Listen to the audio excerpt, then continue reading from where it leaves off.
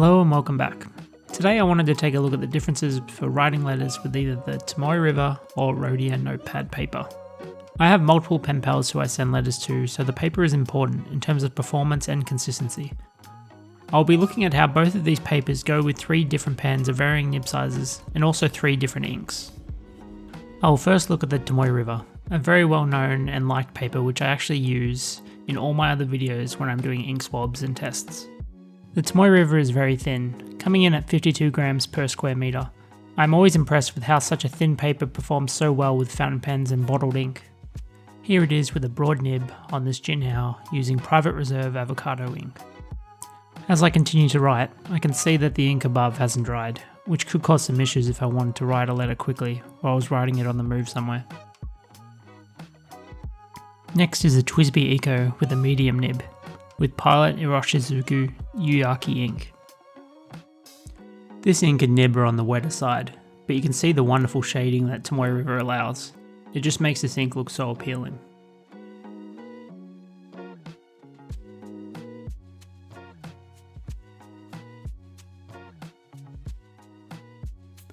Once it's dried, it looks even better. No feathering at all and large amounts of shading.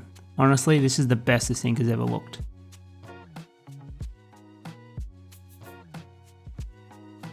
Lastly, I have a Pilot Metropolitan, also in medium. This is because out of all my Western fine nibs I own, this is actually finer than all of them, so I thought it would be best to use it as my fine or dry pen test. I probably should invest in an extra fine nib just for variety, but I generally prefer broader nibs.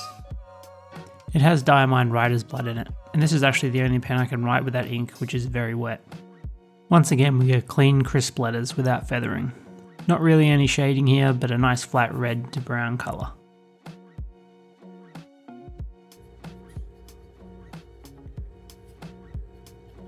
Now to look at the Rhodia paper.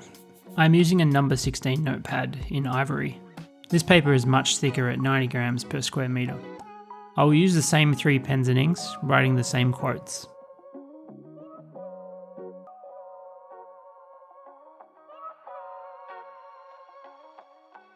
Starting with the broad, the letters aren't as crisp on Rhodia and show some feathering.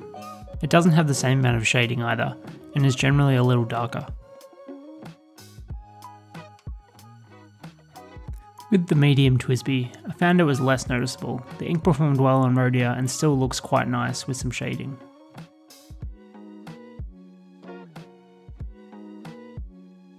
While I think it still looked better on Tomoe, the difference isn't as prominent here.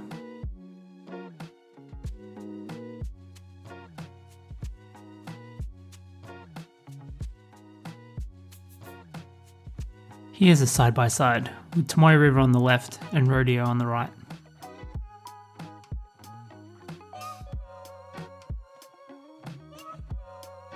Finally, the Pilot Metropolitan with writer's blood. As we've seen and would probably expect, the finer the nib, the more similar the comparison between the two.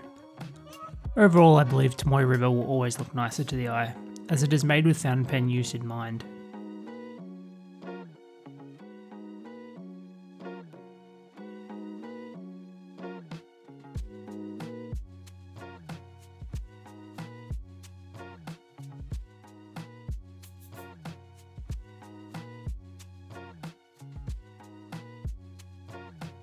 I'll quickly do a dry test to show you the difference between drying times, which could play a factor in your decision for writing paper. I will use the broad nib to exaggerate the results a little, so please keep that in mind. Both after 15 and 30 seconds, the Tomoe River is still fairly wet and can easily be smudged if you aren't careful. The Rhodia 15-second test was all that was needed, as it was already completely dry. I actually had to run my finger over it again as I thought I had done something wrong. It's clear the Rhodia is much more absorbent, which assists with that quick dry time.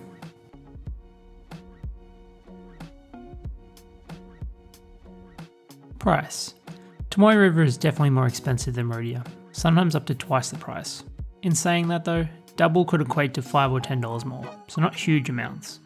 I sometimes find Rhodia notepads on sale for $5 and buy as many as I can.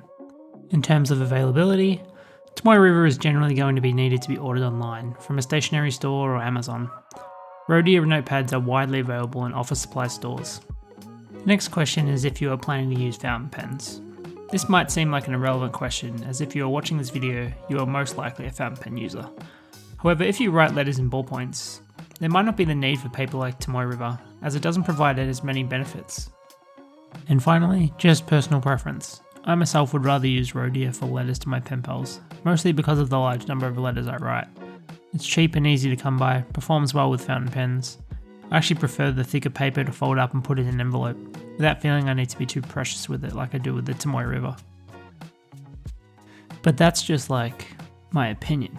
I'd love to know what you use for your letters, perhaps you even make your own paper. Leave a comment below with your thoughts, otherwise thanks for watching and goodbye.